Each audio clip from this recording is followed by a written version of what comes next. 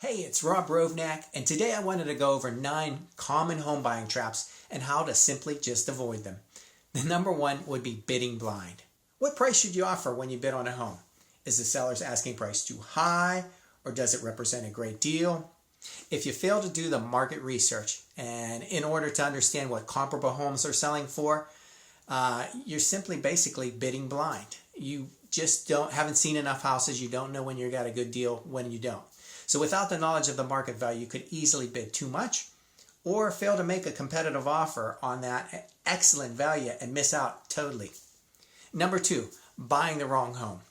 What are you looking for in a home? A simple enough answer, or a question I should say, but the answer can be quite complex. More than one buyer has been swept up in the emotion of excitement of buying, in the buying process, only to find themselves the owner of a home that is either maybe a little too big or too small. Maybe they're stuck with a longer than desired commute to work because they fell in love with that house and disregarded that commute. Or maybe they've got a dozen or more fix-ups that they really have to deal with, and the excitement has died down and they were all excited about the house and they kind of overlooked that. So take time up front to clearly define what your wants and needs are. Put them in writing and then use that as a yardstick with each house you look at to measure. Now the next would be number 4, unclear title. Make sure early on in the negotiation that you will own your new home. Always get a title search. The last thing you want to discover when you're in the backstretch of the transaction is that there are some encumbrances on the property, such as a tax lien, a county lien, undisclosed owner's easements, leases or assessments, something like that. Now, number 4 would be an inaccurate survey. Now, as part of the offer to purchase, make sure you request an updated property survey, which clearly marks your boundaries. And now, if your survey is not current, you may find that there are structural changes that have happened and they're not shown. Examples of this is additions to the house, of course, a new swimming pool, a neighbor's new fence, which is extending on your boundary line. Be very clear on these issues. Number 5 is undisclosed fix-ups.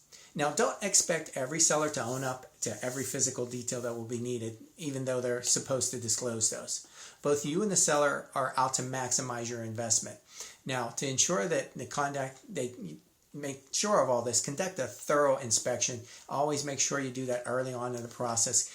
Hire an independent inspector to objectively view the home inside and out and make the final contingent upon the inspector's report.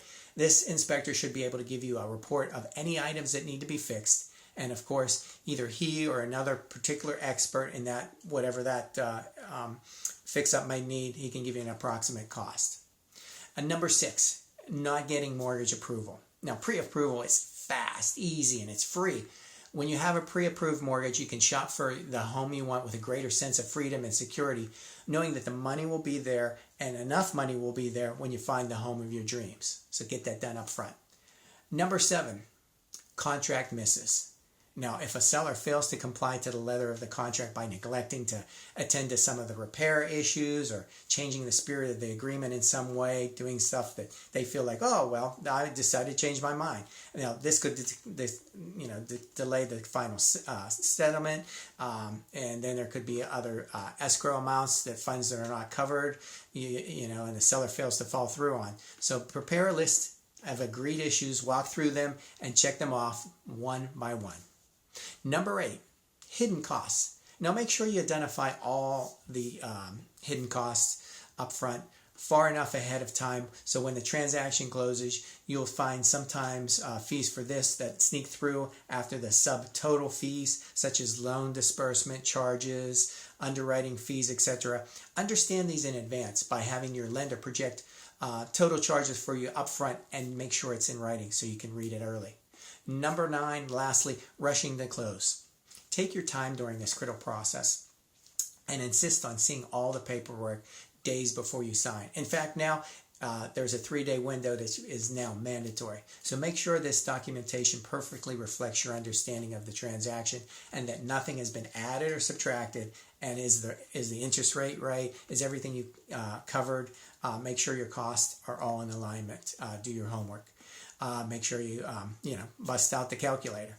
Now, you want to make sure these get done early. This way you're not last minute trying to get stuff done and, jeopardizing the close of the sale. Now, we may not have covered all the buying surprises, of course. So if you have a question, just call me direct at 941-356-4716. If you have a topic you'd like me to cover, just put it in the comments below. And remember to like my page and turn on your notifications as we continue to talk everything real estate. So I will see you on the next one.